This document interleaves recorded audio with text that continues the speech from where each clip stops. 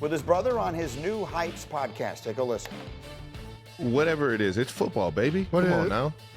Like, I'm not getting caught up in getting the targets and all that. I just want to have a successful offense. I have the most fun when I get the ball thrown my way. I mean, who doesn't? As long as we're winning football games, we good to go, baby.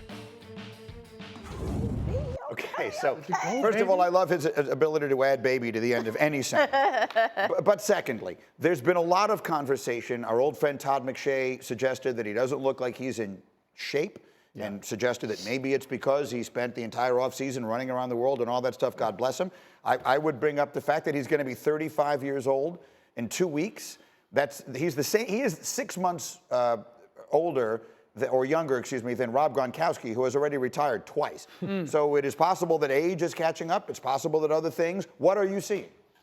One, he's getting open. Two, there are moments when Patrick looks at him and just doesn't throw him the ball. There's a hesitation from Patrick to maybe not throw him the ball in certain situations. I don't know the reason why. Patrick's not playing incredibly clean. I think it's a little bit attached to the left tackle. So I'm not trying to tell everybody that he's Travis Kelce of 6 years ago, but it's not this unbelievable drop-off that people are starting to paint the picture as. Patrick's got to play cleaner. Do you have a tape on that? Yes, I do. I want to show Kelce, because I played against Kelce, and that was 2020, and at that point, he wasn't moving really fast. He gets you with his tempo and his route, and we're going to see right here, to Dan's point, Mahomes is already throwing the ball. You can say he's slow, whatever. Kelce's wide open in the middle of the field, and those are the moments in zone coverage where you see him. This is him uncovering down by the red zone. This is why he was so hard to cover, because you'd have the out route covered, and then he turned in, and now he's open. Mahomes has already gone to the other side of the field, and he doesn't find him. On this one, he routes up the safety right here. He is wide open.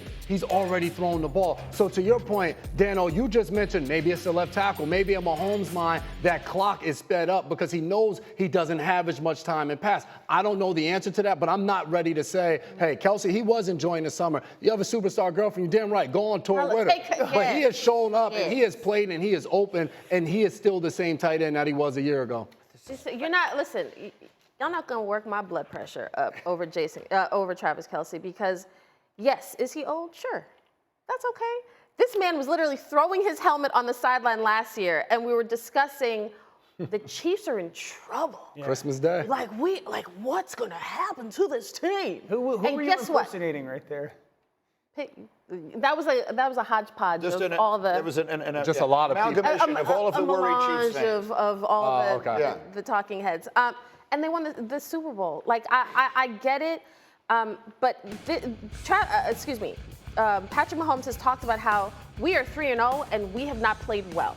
So they've got the good record, right? They'll figure it out. I can't talk about the Chiefs in any sort of way, but this team will figure it out because they've proven they can do that. Yeah, they're going to work themselves into shape. The Chiefs know, other teams hope that they're likely playing 19 games this year at worst. That's their expectation. Yeah. Of course, they're not going to look their very best in the first 2 or 3. They'll get themselves to that. It's like an old Buick. They got to warm up, baby. They got to warm up. Let's be honest. If they win it this year, it's going to be because Travis plays like Travis, and then he's going to retire. Yes. Okay? Like that's. You think he would retire? I think after a 3. If they win 3, If they win. So I think that's just working. Again, I love Patrick. He's the best player on the planet. There are moments on tape when I look at Patrick and he looks to Travis and Travis is open and he doesn't throw it. I can't answer the reason why. Maybe he doesn't see him. Maybe he feels that pressure from that left tackle. They'll be fine. They will be fine. Okay, fair enough. So that's one superstar conversation. Here's another. He has handled a lot of success, Travis Kelce has. Aaron Rodgers has handled a lot of success. Yesterday he was talking about how that can sometimes be difficult. Listen to this. Mike McCarthy said our biggest struggle is going to be handling success back in 2006 in Green Bay. And there's a lot to that. I think, when it's easier when you kind of get kicked in the teeth to kind of come together. It's us against the world. It's us against the big bad media who's saying how bad we are. We can kind of come together. But can you still come together and have the same approach when everybody's kind of starting to sing your praises a little bit? I think that's the mark of a great team. So I can only describe this as one of the great moments of my life, that Aaron Rodgers thinks the biggest concern we have as a Jets fandom and as a Jets team is the ability to handle success. But That's It's what been a you very want. long time. That is what. That's the attention you to detail guys we're looking need. for. Yeah. That's what you guys need. Are you going to need- be able to handle success? He cannot. No. He cannot. So he's It not has gone taking that straight to his advice. head. No. Greeny, Aaron needs to come here and look Greeny in the eye and say, just relax. R-E-L-A-X. Act like you've been here. Yeah. The problem is Aaron has been hasn't. here. Aaron has been here. The rest of you guys have not. Right. And that is what I love about Aaron Rodgers. There's been so much talk about the Jets culture. But when Aaron Rodgers is speaking to the media and putting things in proper perspective, that permeates that entire locker room where guys like Breece Hall I'm talking to and Garrett Wilson and Sauce are like, All of them.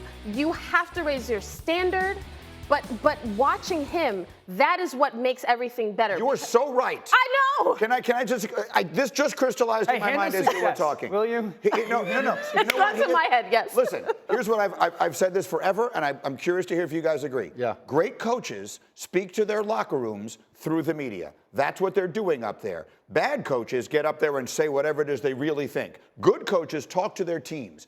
The reality is, the person with the most credibility in that entire organization within the locker room is Aaron Rodgers. And what he is saying, this is what I think he's doing, he's getting up there and sending that message to the guys on the team. Hey, guys, now, I don't know that I see us working as hard as we were working after we What- got blown what out derailed by them San last year? Francisco. We just had a week off. Yeah. The world is telling us how great we are. This is not the time to relax. This is the time to double down. That's what Aaron is doing. He's doing what a coach usually does. He's sending a message to his locker room through the media. I was 0-16. He played with Brady and Belichick. So. So I want to offer my services to Rodgers and the Jets. You need a guest speaker, I'll come in.